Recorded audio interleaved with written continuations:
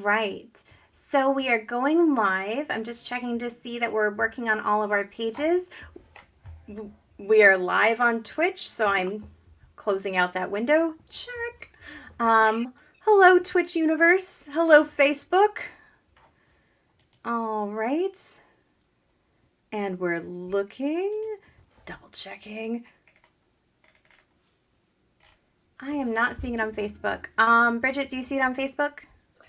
Let me check for you.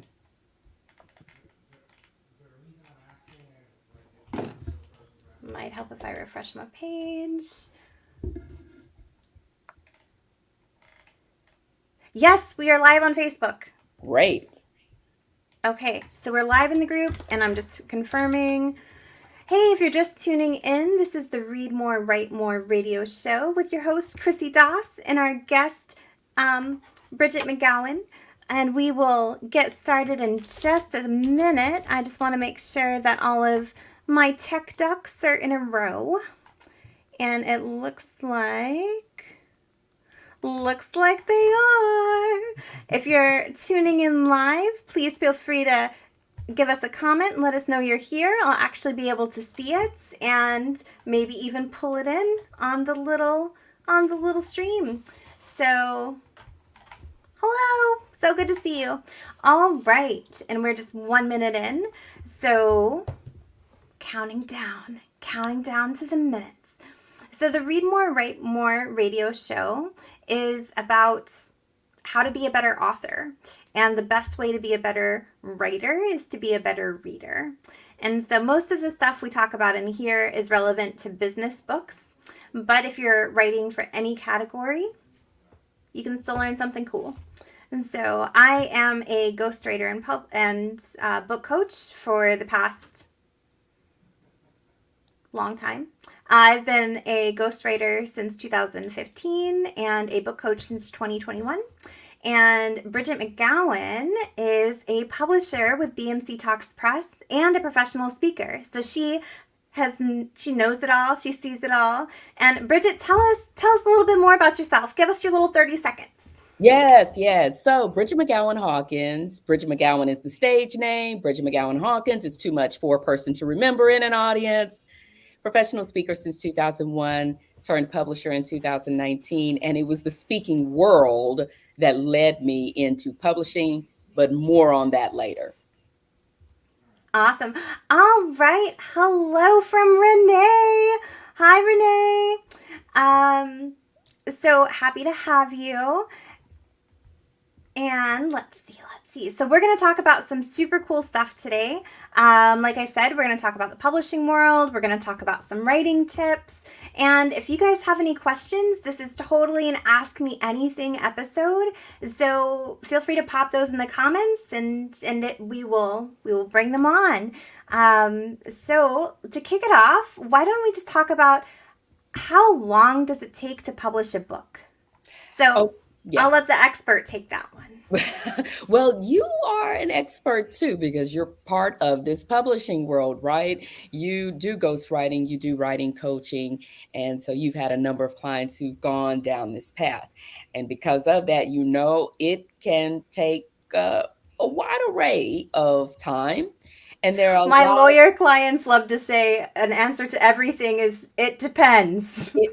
And all kidding aside, it really does. And we're not going to talk about all of the factors, but I'll give you a range just so you can go on and get an answer to the question. Then we'll talk a little bit more about what plays into that. So for our company, BMAC Talks Press, it can take you anywhere from a month or two up to about 6 months to publish if you have a completed manuscript. Now, if you do not have a completed manuscript, this is that depends part. It can take years. I have some clients where they signed on in 2020 and we're still working on getting their manuscript just where they want it to be. So you kind of don't count that as part of the publishing process. So really, For yeah, because that's writing. But once you have the completed manuscript and you hand it over to us, we can get you published in a matter of weeks, in a matter of months. It does not take us years, which is the case that you'll experience with like a traditional publishing company, which is great. Traditional publishing companies, we love them. However, and we'll talk more about this later, traditional publishing is an option for only a small percentage of the peeps. So yeah, to answer the question, 1 month up to 6 months, and it depends on how responsive you are as an author. Let's talk. Yeah, let me go on. Mm-hmm. Oh, you go over there. I'm gonna just grab my book over here, but you do that. Oh my goodness. And we get it. You're busy. And that's why you hire a publishing company to take care of everything for you. However, when you work with us, we're not just going to put together a cover and say, here's your cover, check, and then move on to the next thing. So we don't move on until you're satisfied. And so if we send you 3 or 4 cover renderings, or I know in your instance, we may have sent you, I don't know, 8 or 10. Oh, this is the 10th one, everybody. This is the 10th one. This is what I was grabbing. So Bridgett published my book, and we started talking almost a year before I was ready to pull the trigger. Of course, when I first started talking to her, I was like, you know what? I'm going to get this to you in a month. And she's like, oh, okay, that's great. Thank you so much. I'd really appreciate that. And guys, I write for a living. And so I'm like, I can crank this out in a month. I know my word counts. I got my stuff. Would you believe it took me more than 6 months to get this woman a copy of my manuscript? More than 6 months. And I ran into all the same problems that you run into. Life. Revenue generating work. Like, I was like, oh, I better take that really fast. And I am so happy that it's out now. Well, it's actually in pre-sales, and I have to brag on Bridgett for a moment because, well, she's amazing, guys. So that's why she's here. But also, I have a live Amazon page. I have a live Amazon author page. This morning, Bridgett texted me and she's like, Chrissy, have you checked Amazon? And I was like, funny, you should ask. Because my husband just this morning was like, hey, are you on Amazon yet? I was like, I don't know. Let me go look. And I looked and I was like, oh my God. Oh, wait a minute, Chrissy. Okay, wait. So Jay happened to ask, he just happened to ask me this morning, hey, have you checked Amazon for your book yet? Are you, okay. And then how long after that did I text you? Well, actually, I'd left my phone in the other room because I'm trying to do family time in the mornings, and so. No, I get it. Yeah, so my phone was in the other room. So you and he must have crossed synapses or something. Yeah, but it's crazy. Yeah, that's wild. And I'm really funny. Diet. We'll have to talk more about the digital diet because I do that too. Someone was trying to get me to do a show on, he was like, here's a link to my calendar. And I go to the calendar and I was like, you don't have anything but Saturday availability. I don't do stuff on Saturdays. So yeah, okay, that is okay. So that's so awesome. That's wild. So yes, BMC Talks Press is publishing Delegate Your Book. Yes. So, which is my first book with my own name on it. And so that's like, I'm telling you, if you think about writing a book and you're like, this is the year that I want to write a book, write the darn book, because it's going to take a little bit longer than you think it will. Totally will. But you will be so happy when all the pieces fall into place, because you're going to go through your publisher. And so actually, that's a good one. Why don't we talk about how do you vet a publisher? Like, what should you be asking? Right. So, well, and let me finish answering the other question about in terms of like what all factors into how long it takes. So how responsive you are as an author. We're asking you questions about your cover. We're asking you questions about your manuscript. We're typesetting things. And, we give you ample time because, like we were just saying, life happens. But it's going to depend on how quickly you get back with us, how fast you make decisions, and how quickly you make edits. We have some authors where, like you, when we edited yours, it was a breeze. Like seriously, we were like, really? uh, okay. But that makes sense because that's your profession. I mean, in terms of finding errors, there were like next to none. But I'm digressing here. So it really just depends on how extensive the editing takes. And then when we get it back to you, how long it takes you to fix those edits. It just depends, but about 6 months is the right time. Now, in terms of vetting a publisher, listen, first off, you want to make sure that they are able to answer your questions, period. Whether it is how long does it take, how much does it cost, uh, do you put it on Amazon? Do you put it on Barnes and Noble? Do you turn it into an ebook? What about royalties? How much do I get?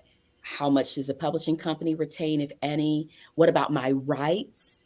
Do I get to Mm-hmm. retain the rights to my book? And let's just my content. Let's answer some of these questions because I'm giving you questions to ask, but then what's the right answer as you're vetting? So when it comes to cost, you can pay anywhere from, if you self-publish by yourself, this is the low Right. end, by yourself. This means you're doing all the work yourself. And I'm telling you, that is not advisable because you're not an expert writer, you're not an expert editor, you're not an expert graphic designer, you're not, we could go on down the line. So don't do it all yourself. But it can range anywhere from $500 to $5,000 if you do it all yourself. But if you're working Right. with a publishing company, it could be $10,000 and up, but they're taking care of everything for you and you know it's going to be high quality.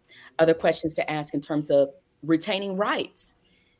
You don't want a publishing company that is going to own the rights to your intellectual property. And we don't at BMAC Talks Press. We see this as your genius. Why are we taking this? Why are we trying to put our hand into it? What else did I throw out there in terms of, you know, not every publishing company is going to create both a physical book and an ebook for you or what have you, or it just depends on your contract. But just ask, are they Right. able to do that? But just go, And yeah, go ahead. can I jump in real fast? Yeah, Check their roster. yes. Look at So, who they published and reach out to them and ask, mhm. how was and your experience? What and was it check like? those books on Amazon and see like how are they doing? Like are Yeah, they, are they doing all right? right. So, Look at the books, look at their performance, right? But then also look at the quality of them. Look at the design order, or of I always advise my order one. clients when I send them to because I send them to you a lot, but when I send them to a publisher, I recommend, if you're going to spend upwards of $10,000 with someone, spend the $20 it takes to order one of their books on Amazon and just see how does it look? How's it typeset? Is the quality what you would want for your book? And, just check all those boxes. Right, So, right. Yeah, you just want to be very comfortable.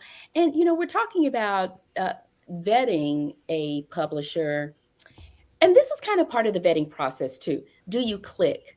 Because this is going to be someone or a company, as we just laid out, that you're going to spend quite a bit of time with. You're right. going to be spending months with them. So are they communicating with you? Is the communication clear? Do you know where your project is headed? Do you know what's next? Do you know when you can expect what? Ask them, what's the process like to work with you? Not that it's absolutely necessary that they have a client portal, but that's helpful in terms Right. of you being able to have all of your content in one place. Do they have an open door policy where they say, call us anytime, email us anytime, schedule a call at any time? How accessible are they? And how well do they keep you informed during the process? And are they able to explain the process to you in terms of what happens first, then what happens next, and just what you can expect? So you're not walking around blindly. Like, you as an author should be able to say to anyone at any time, this is what's happening with my book project. That's what you want. be like, it'll be out on this date, and I know, where it is, and And you can order it now and it's available right. at XYZ price. And or right now they're editing, or right now we're designing the cover, or right now we're making some changes to the typesetting, right? You should just know where you are with your project, because this is a major investment. I mean, this is almost like your baby, because some people work on a manuscript for years, or Hmm. they held on to it. I've had some authors, Chrissy, where they've been sitting on a manuscript for years. And so this is like a baby. And imagine dropping your baby off at the daycare. You wouldn't just drop it off and somebody would ask, well, where's your baby? And what does he do during the day? And what does he eat? And oh, I dropped my fur baby. I dropped my fur baby off at doggy daycare. And I will yes. tell you the process that I went to find the right daycare. My husband loves to tell the story. He's like, "Do you remember that one time you're like, let's try this daycare?" And you went there, and I remember I was with you. We dropped him off, and we had gotten about a block away, and you said, "Turn the car around." Turn the car around. And so we turned the car around and got the doggy out of the daycare. And what had happened was when we were leaving, I noticed the parking lot smelled terrible, and I didn't have a good feeling about leaving him. And so we went back, and I was, I was the weirdo. And my husband was like, "Will you go inside and do the talking?" And I was like, "Yes, yes, I don't mind." And so I went inside, and I was like, "Hello, I've just dropped off my dog and I would like him back." And they were like, "Is everything all right?" And I'm like, "Yes, thank you. I'm sure you're lovely people, but I don't think this is a good fit. Please give me my dog back." And so they were like, "Okay." And so they gave me my dog back. And so I think that's also what you need to do with a publisher. Like, go through the whole process, and make sure that you feel 100% comfortable. Otherwise, just be like, "May I have my manuscript back, please?" And so, You know what? which you have to check your contracts. This is why you read the contract from the beginning. Okay. So that's exactly what I wanted to talk about, was the contract. So when you're vetting a publisher, and this goes for any major purchase, you do not want someone who is rushing you, who's like, okay, here's the contract, and you've got 24 hours to sign at this price, right?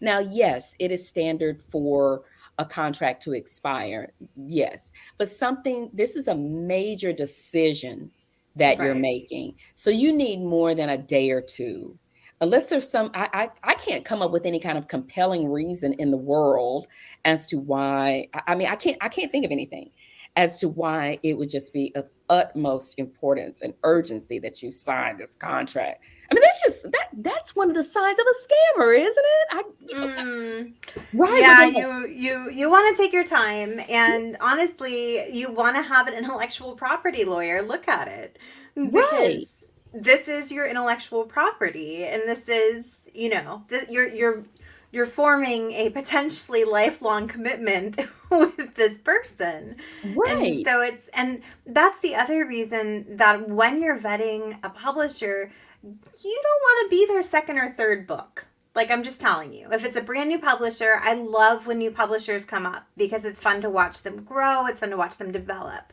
But you do not want your book to be the second or third book that someone publishes, because they are likely still working out the kinks. They're likely still vetting their own vendors. Because let me tell you guys, this is the main reason that I send my clients to my preferred publishers, is because I know I have personally vetted these publishers, and I know that my publisher friends have personally vetted their vendor team.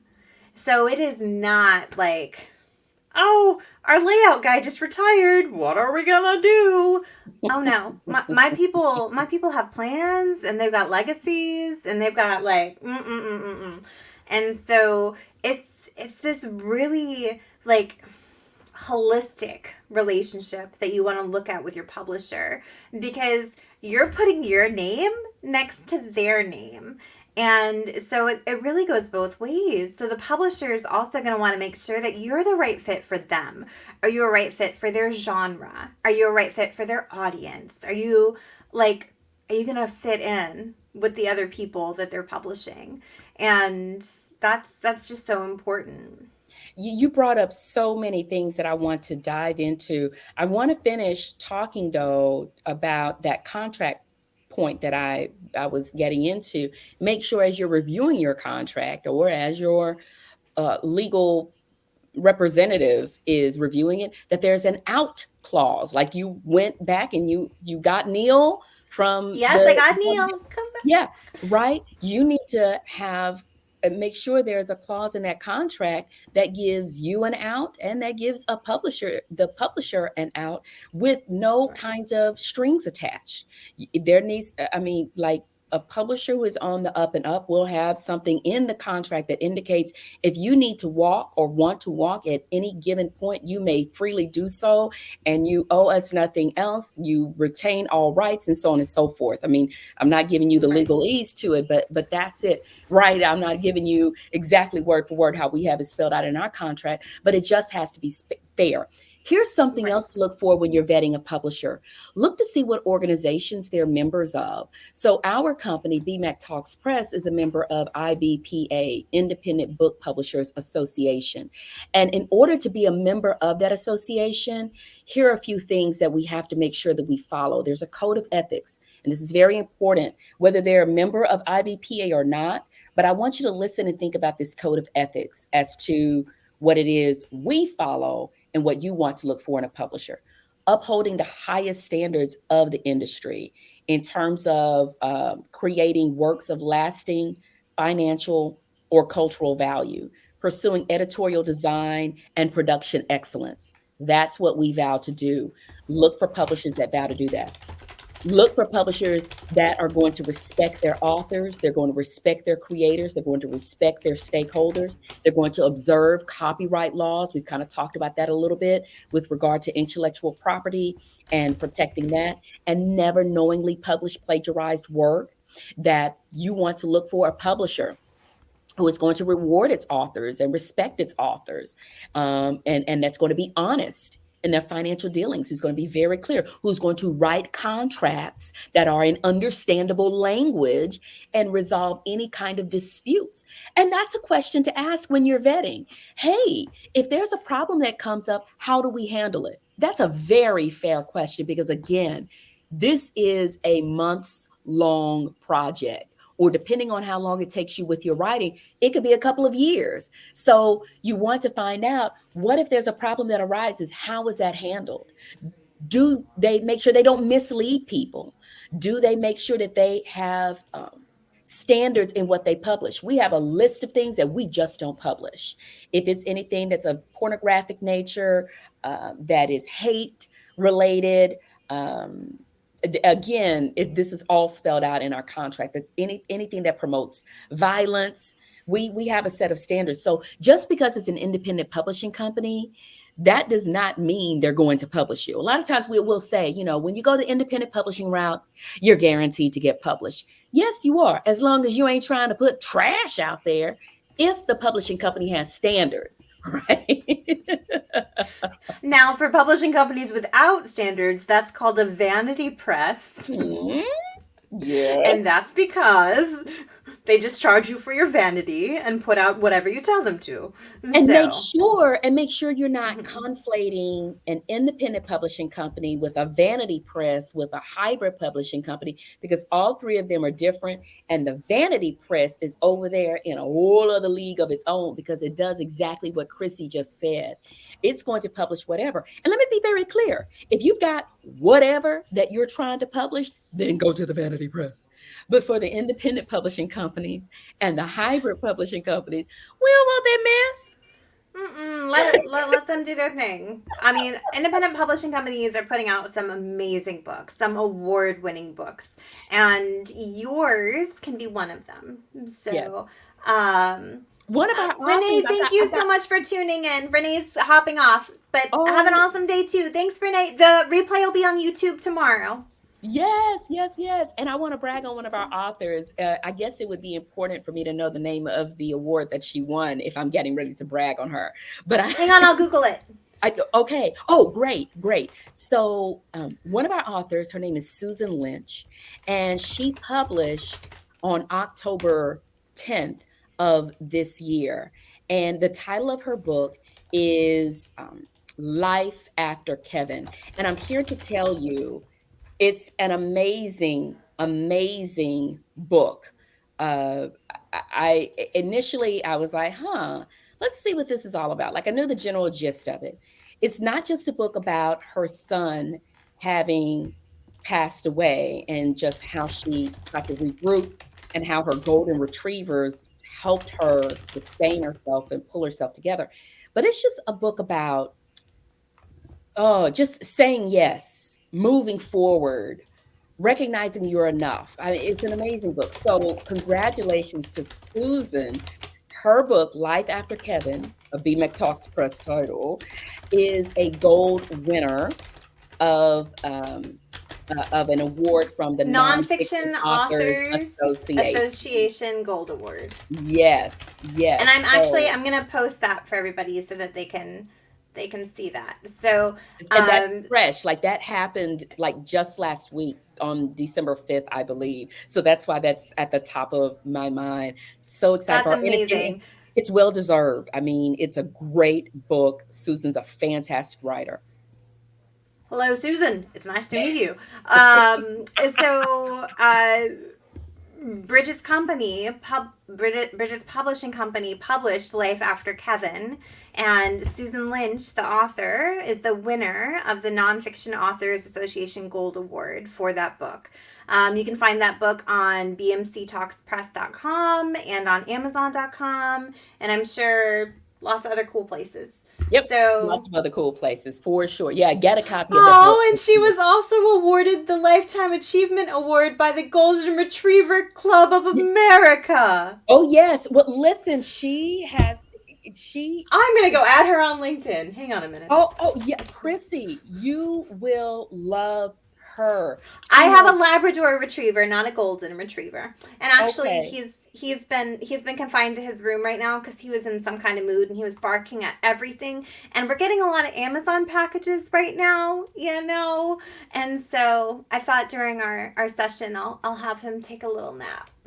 That's a good idea. You're a good dog mom, or is it a fur mom since he's a fur baby? A dog mom is perfect for me, so I'll stick with dog mom. Yes. Fur mom doesn't do it for you?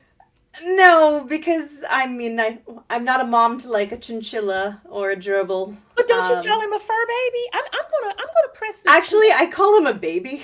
I only say Okay. fur baby in public, which this is like public.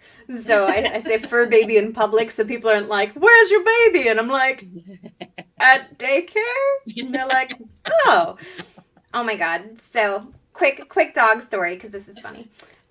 So I used to work in retail, like, you know, Where back in did the you day. work? Where did you? Can we say? Can I we? Yeah, we can say I used to work at Ballard Designs, Okay, what's that? which it's a furniture store. It's a Okay, furniture store. what And did you sell? so What was your favorite thing to sell? What did you do?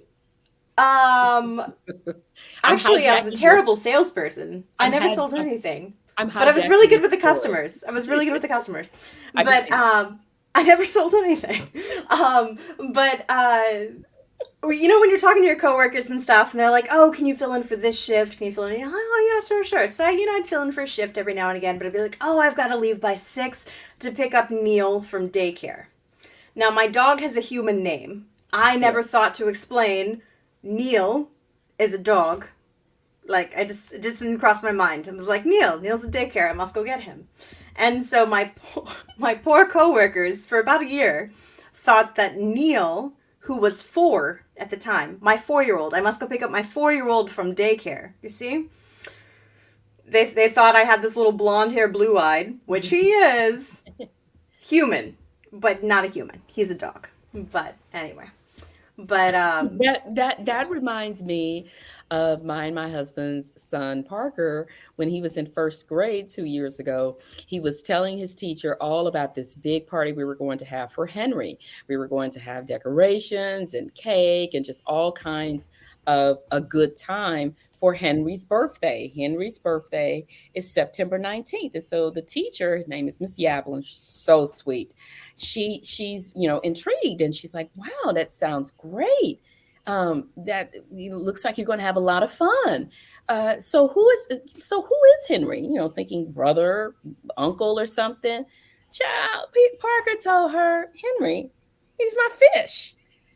So Okay. Yeah. Yeah. I can see that. yeah, So, yeah. so So it was we was it did like it. a Little Mermaid theme party?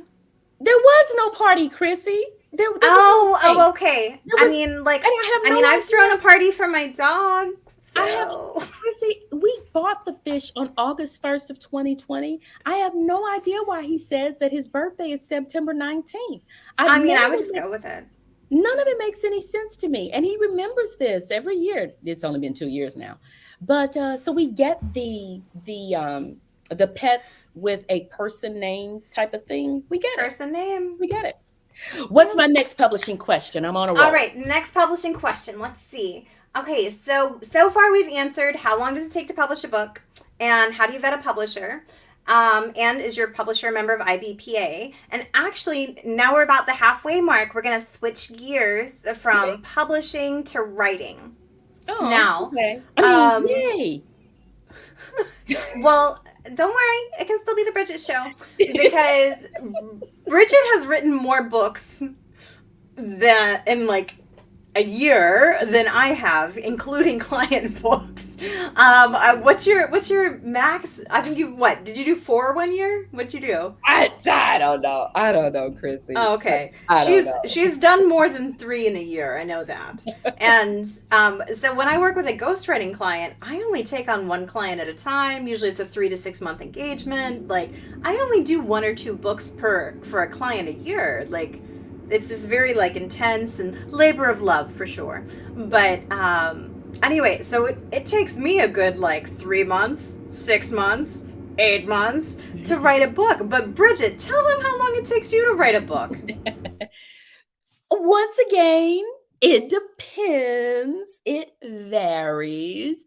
So I remember it was, and I have a thing with the dates. It's January 14th, 2020, and I'm on my way to Kansas City, Kansas, to deliver a keynote at a healthcare conference the next day.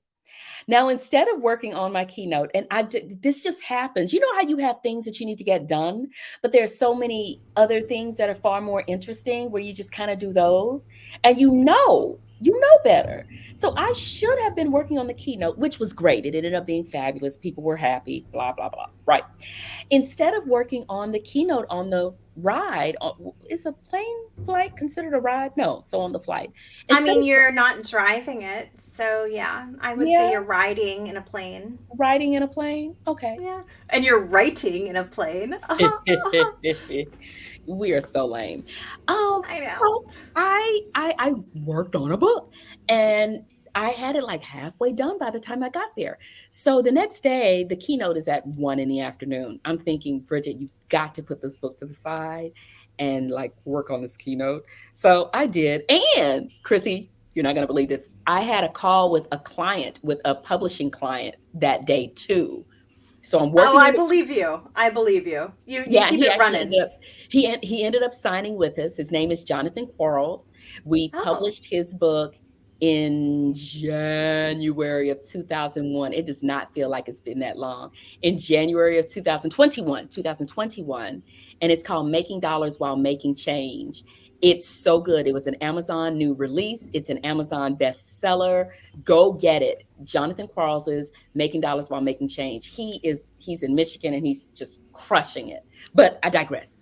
So the long story and the short story, well, it's turning into a long story. So the short story made long you is, started writing a book on the plane. and I finished it on the ride back or on the flight back. Oh I, my god. I'm not even lying. Okay.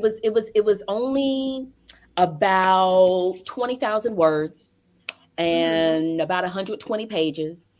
but it was purposefully that size. And now it's in its Right. second edition. It's called Show Up and Show Out. But I made it a smaller book because my first book was about 40,000 words and it was like 220 pages. And my Mhm. hairstylist said, Bridgett, I've been meaning to get around to reading that book, but I just haven't had time. So I said, well, I need to come up with something that is a little bit more manageable. Hey, Precious Killer Pitchmaster Williams. Oh my goodness, you're such a rock star. So good to see you. Yeah. She commented a little while ago, but I didn't want to derail you. But Oh, guys, if you're tuning in, Precious is like goals. So she's yeah. also a keynote speaker. She and Bridget are both keynote speakers. Precious also puts out lots and lots of books. Yes. Her Yes. newest one is The Pitch Queen, A Woman's Journey from Poverty to Purpose and Profits. Check it out. Check her out. She is all over the place. So And you know look what, her up. She is Chrissy? everywhere. Yeah, I'm trying to find. I can't find And my she copy. was in your anthology too, wasn't she, Bridget? Yes. So yes, she was in our anthology that we published earlier this year, Heels to Right. Deals. But I'm Yep. trying to find my copy of her latest book. I have too many books around here. Mine's on my Kindle. So, Oh, you know what? I am so old school. I'm so old school. I have I don't know how many hundreds, if not thousands, of books around here. So, how long does it take to write a book? I already had a ton of content, and that book right. ended up being a tips book. So, again, about 20,000 words, about 120 pages, and then this year, so 2 years later in 2022, I published the second edition of it. And ooh, I think that one might be double the size of the first edition. But it was just an easy read, 52 tips, one for each week of the year. Uh, Take it, put it in place, or whatever. So it can take you a plane trip to write a book, or it can take you a couple of years to write a book. It just Now, depends on yeah. how much content you have, how fast it comes out. Yeah. There's a famous author whose name is escaping me. I'll post it on social media after this. But Mark there's a Twain, famous, Toni and that's Morrison. not a dead white guy. It might be an alive white guy, but it is a male author. But I'm just blanking on his name. But he intentionally books an international flight, just to write his book, and Hmm. he'll book from like New York to Japan, for example, and he'll work on the book on the way there. He'll get off the plane. He'll get right back on the plane. I mean, probably not literally. Hopefully, oh dear God, I feel so bad for the flight attendants because he would be a little smelly. But hopefully Maybe, but you But know what? Well, maybe not before, in recent years, but there's this product called Lumi, and I'm really curious about it because I love the commercials. Maybe if he uses Lumi, he's not are stinky. you talking about the deodorant? Well, it's not just deodorant, but it's like, you can rub it anywhere according to the commercials. And I actually use that one because it's aluminum free. And so I've been trying to go like greener and everything, although I still mm, drink out of plastic bottles, so oh well. But I've been trying to go greener. And so actually somebody commented, "Wow, booking a flight to write a book." Yeah, you can totally do it. I I, think the reason you're showing up anonymous is because you're in the private Facebook group. So just a quick shout out to the Facebook group. If you're in right now, hey guys, thanks for tuning in. If you want to be in right now, I just started a Facebook group for authors who want writing tips and inspiration and break through those creative blocks and to talk about technology because I love technology. But just shoot a comment wherever you are, and I'll post a link to join the Facebook group. But yeah, you can book a flight to write a book. Like writing a book should be so enjoyable. Like it should be like this really fun process. Like some people love being pregnant, right? They're like, "Oh, I'm so excited to be pregnant again because I get a cool baby at the end." And so like you should enjoy the whole process, not just like, yeah. "Hey, here's a cool kid." Be like, "Oh, that's awesome." So, And yeah, you're so funny. And I want to talk about it being enjoyable and a little bit more about this flight thing. Like, I never set out to say, oh, I'm going to write a book on a flight, but it just happens like that now. Now, I don't write a book every time I fly. Like, if I wrote a book every time I flew, especially this year, I'd have an encyclopedia and then some, like, seriously. But it just happened that way. So now when I'm on flights, it's no surprise that I have a couple of Medium articles written or a couple of LinkedIn articles written by the time I land, especially if something interesting happens that sparks creativity. But listen, Chrissy's right. It should be enjoyable. And let me tell you something. How can you tell when it's time to enlist the help of a ghostwriter or a writing coach? Is when it's not enjoyable. When it becomes If drudgery, you hit that wall, stop. call Just call stop. in the professionals. Do not do this without adult supervision. I mean, like, seriously, if it's not enjoyable, it's like remodeling your home. Maybe you watched all these wonderful home improvement shows or these DIY shows, or you went down to the local hardware or home improvement store and attended a couple of workshops and you're feeling really pumped about it. But then you get in there and you get the trowel and you get the tile and it's like, this I'm not having fun with this. The same thing goes for writing. If you're not having fun, but you want to get this done, it's time to walk into the door of a ghostwriter or writing coach. Just putting it out there. So thanks to whoever posted this. Seems it's all about building your content. Yes, you want to build your base ideas because your ghostwriters are awesome. Ghostwriters are great and expert professionals, but we are not magicians. Yep. We cannot pull something out of thin air. Now, I'm really good at like drawing it out of you if you're like, I kind of know what I want. As long as you at least know what the goal of your book is and who's going to read it. If you know the goal and who's going to read it, sometimes I can help you reverse engineer something cool, but it is much better if you've got like a keynote or if you've got, this proven process and you're like, oh, I have this business and I've had this business for 10 years and my clients keep coming back to me because of X, Y, and Z. Write a book on X, Y, and Z. Like, what is your secret sauce? What could you teach other people in your industry? What could you teach other people, like, who are buying stuff from you? Like, so are you educating your industry peers or are you educating your consumers? You gotta think about these things. And speaking of which, Chrissy, it reminds me of another of our authors, Jeff Disher. As a matter of fact, his birthday and his book anniversary are coming up this week. I believe, what's today, the 13th? Get it, Jeff? Yes, All right, so yes, his book anniversary and his birthday are one and the same. And the title of his book is Six Figures in 12 Months. 12 months. I think I can be fast enough to write that one down. Hang on. He did exactly the same thing that you're talking about, Chrissy, in terms of he took his industry knowledge and put it into a book. He took what he teaches his realtors and documented it. And his book actually was a #1 new release on Amazon in November of 2021. Again, published by B. McTalks Press. Mm-hmm. Props. So, Six Figures in 12 Months is a hardback release. Now, Jeff is a real estate broker. Yeah. And so he is always educating real estate agents on how to be better, how to be more productive, how to be more efficient. And check out Jeff on social media because he posts some like crazy stuff. He's like our own Tim Ferriss. And I know he wouldn't be annoyed with me for calling him that.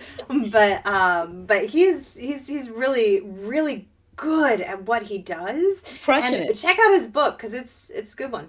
Yeah, I mean, even if you're not into real estate, I had a girlfriend over visiting me the other day, and she saw his book out in my study, and I was, bragging about him, and she was like, should I go buy myself a copy of this?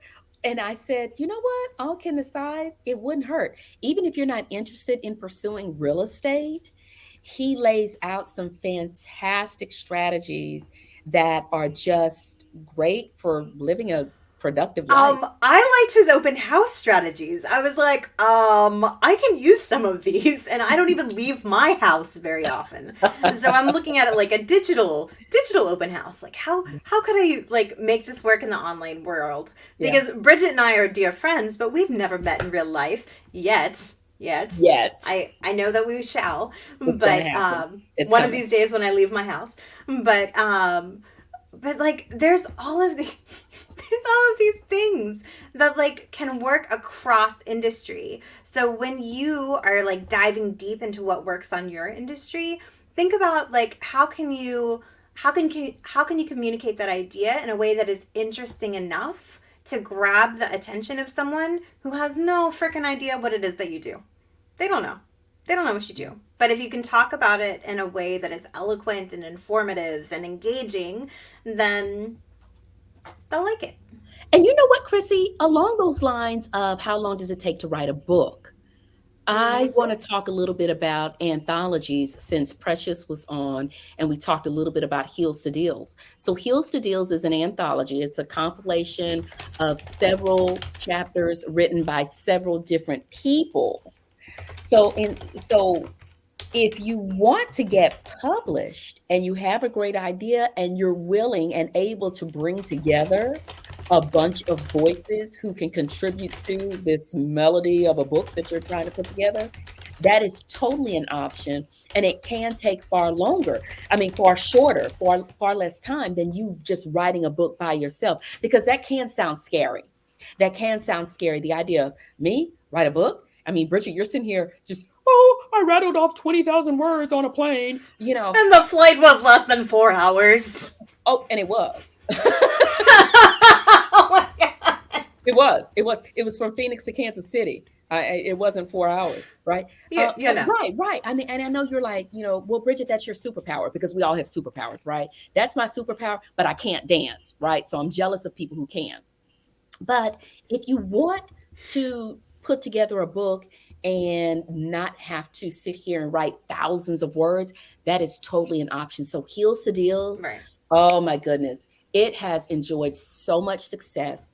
It is a book with dozens of women from the sales Now, industry. that was led by Heidi, right? Heidi Solomon Orlick. She Mm-hmm. is a veteran in the sales game, total rock star. She put on this entire book tour.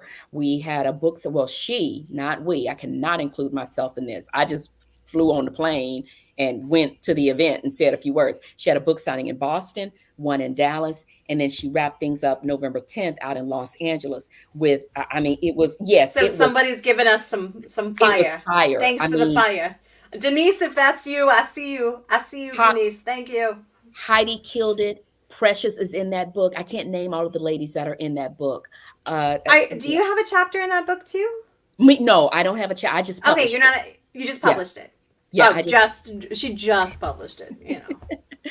I just check that book out, because let me tell you, it is a book filled with so much inspiration. Women who went against all kinds of odds to say, you know what, I am going to make a name for myself in the world of sales, and I'm going to show other ladies that it can be done too. So it is. I could say this about every book that we've put out. Like, I just have these wonderful stories of how phenomenal each one of them is.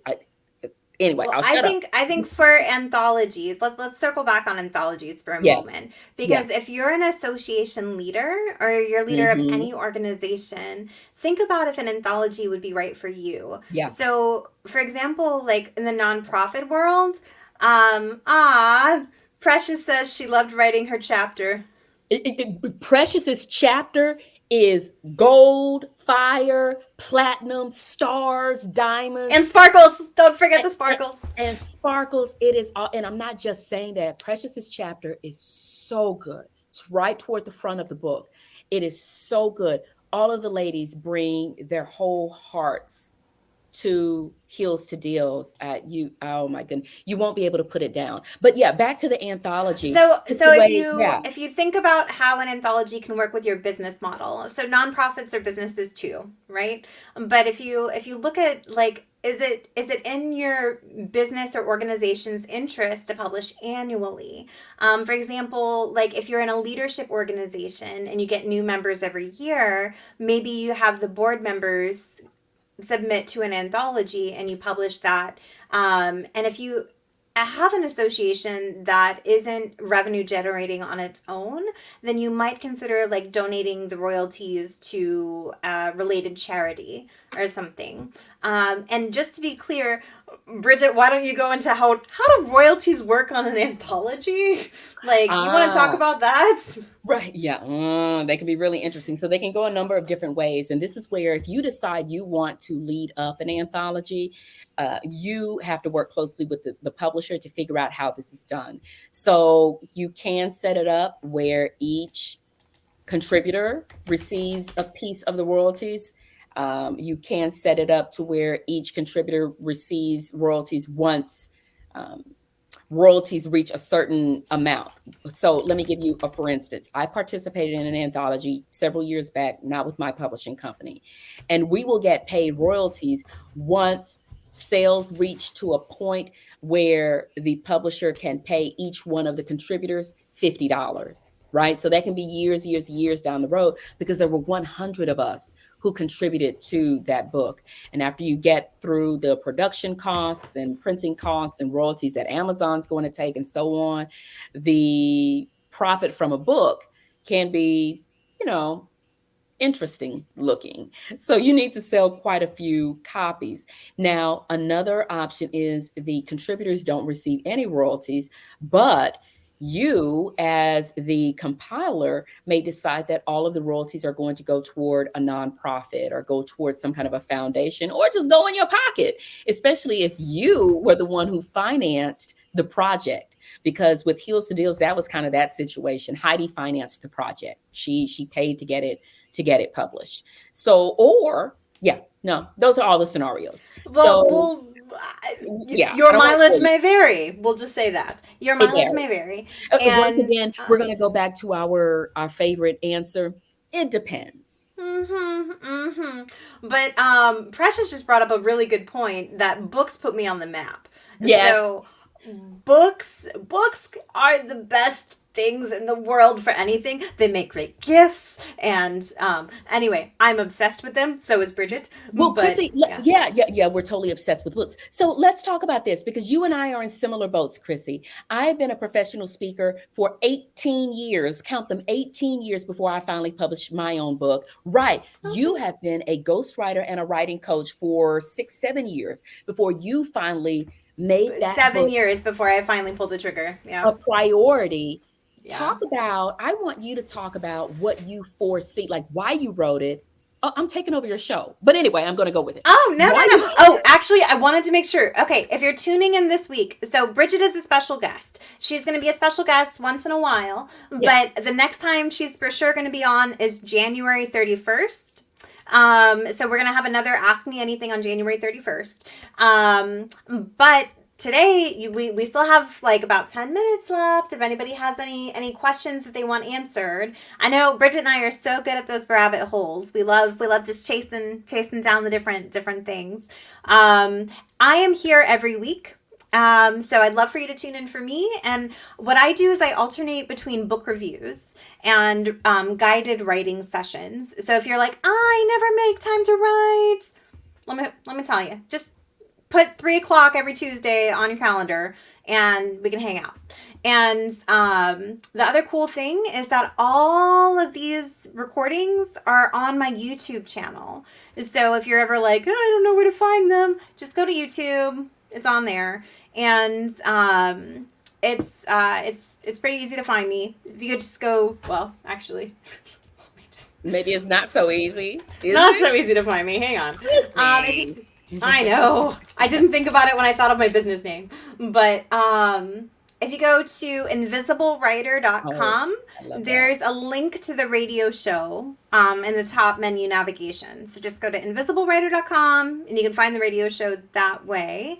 But what took me so long to write my own book was that I was hiding. So how did you stop hiding? What changed? What shifted? Therapy. Oh my goodness. Well, yeah, that works. And good line. That's a whole nother hour. But no, really. But what happened was that I was enjoying so much being behind the curtain, like working backstage and getting all my authors, like getting their needs met, getting their goals met. And I looked around and I was like, I want in. I want in. And so I'm in. And now I'm in. And so I'm able now to show up with my full authentic self with my Yeah. new t-shirt. So I December is love my it. birthday month, and my husband buys me the best t-shirts ever. And so he got me this for my birthday, and I it's love a typewriter. So I'm really excited about it. But yeah. So Well, yeah. right. It gives you a seat at the table. Like Precious was saying, it put her on the map. It really makes a Right. difference, especially if you're a speaker, especially if you're any kind of professional, if you're any kind of a coach, if you're any kind of, right, a business coach, a business consultant. Because here's the thing, Chrissy, I know I'm going to give you a chance. I promise I am. People, like No, you were it's saying, fine. they're willing to spend 15, 20, $30 on a book you've written to see if you know your stuff, and then they'll sign on with you after you've proven that you are an expert. And I'm telling you, Chrissy's book hands down demonstrates she is an expert, and she owns the ghostwriter and the writing coach space. She does. I really enjoyed her book. Like in the comments, Thank I would you. like highlight and, ooh, Chrissy, I like this. Oh my gosh, this is so funny. Oh, this is so good. So you want to demonstrate that you know what you're doing, and then they're willing to sign on and engage with you at a higher level. I'm gonna stop you there because you can also like have this momentum. So it's winter, right? I live in Florida, so I don't know about the snow thing so much, but I've heard that if you start like a snowball down a hill, it gains like more mass and more mass and more mass, and then it can like flatten a car at the bottom. So um, another reason not to leave my house. But anyway, so Oh my God. what one thing that books can do for you, and Precious talks about this a lot on social media, so follow her, follow her, follow her, because she is telling you like it is, and it's amazing. But she speaks at some huge companies and some huge universities, and you know what they do? They invite her to speak, they pay her to speak, and then you know what else they do? They buy hundreds of copies of her book to distribute to the attendees. So Precious is getting paid on the front end, she's getting paid on the back end, and all of those audience members who are reading her book, she's got new fans, and they're going to follow her on social media, and maybe if one of them has a contact who needs a speaker for money, she's going to get paid again. That sounds kind of cool. And so, like, really, like, your book can be the like the linchpin. Yeah. I think there's a book called that, actually. No, there totally is. It's Malcolm Gladwell. But anyway, but It's a like your starting book can be point. a linchpin in your business Yeah, plan. And totally. you want it to be intentional. You don't want to write a book because you want to be an author. You want to write a book because you have a message that you want to share with people. So, mic and drop. and and you see yourself doing more with it. I mean, Yeah. because I'm telling you, like you were saying, with the conferences, with the speaking engagements, not only will they buy the books, but then there's also the book signings where you're able to engage with people at the audience, in the audience, and further sow seeds. I have similar experiences as a professional speaker myself, where it really puts you in a different league, and it allows you to have a seat at the table. It allows you to get that foot in the door that you may not have been able to get if you did not have that book. Mm-hmm. That is so true. That is so true. All right, we just have about 5 minutes left. So what I'm gonna do, guys, is I'm gonna put up find Bridgett online at where do you want them to find you, Bridgett? Go to connectwithb.com. Connectwithb.com. B is in Bridget. That's it. So all the social media is there, all the links to speaking, blogs, articles, books, publishing company, courses, whatever. Right? It's just all in the All podcast. the Oh, things. All the I have a things. podcast too, right? Connectwithb.com. Go there, you get everything. Awesome. So that is where Bridgett is. Let's see. We still have time for one more question if anybody has one. One more. Well, if they don't have one, that's okay too. Maybe they'll hold it for next time. So, yeah, so like I said, Bridgett will be joining us again January 31st. I'm here every Tuesday. So next week is going to be another writing session. And then to finish off the year, I'm actually doing a book review of We, a Manifesto for Women Everywhere. I love that book. I'm actually listening to the audio version right now. So I read the book, bought the book, in hardback because it feels nice. It looks pretty. There's actually like gold emboss on the cover, and it's a nice one. But I've gotten into audiobooks lately because like my mind's all over the place, and so sometimes if like I'm doing chores and things, because I have to do those, then I'm like, what am I gonna do with myself? I'm so bored. And Adulting? so Is that what you're doing? adulting, yes, Adulting, hashtag is that what it adulting. is? And so what I do is I turn on an audiobook and just vibe out to it while I'm doing laundry or dishes or whatever. And so I've been really enjoying, and I comment on these in my book reviews, I've been really enjoying interacting with books in multiple mediums. So the same book, I'll read it in the paperback or the hardback. I'll listen to the audiobook, and I'll take a quick peek at the ebook just to see like what are the differences, what are the ways that the author changes the content or alters the content, and what's uniform and what's not. And it's really interesting. So tune in with me for writing sessions and book reviews and occasional hangouts with Bridgett. So I'm going to ask you, Chrissy, what is Yeah. your number one piece of advice for someone who really wants to write and publish a book, but just hasn't? What's the first thing they should do? What's their starting point? The first thing you do is you sync your calendar. The reason I say this is because if you're anything like me, I'm pretty weird, so maybe you're a little bit like me, not a lot like me, but if you're a little bit like me at least, then you might live by your online calendar. And if you do, the very first thing you should do, if you're even thinking about writing a book, is you block time to do it. Yes. And if that means like you get up at 5 and usually you get up at 6, there's your time. You have a little extra hour. If you're a night owl, then block your time after everyone goes to bed. So I will tell you, it is easier to write when the world is quiet than when you're at everyone's beck and call.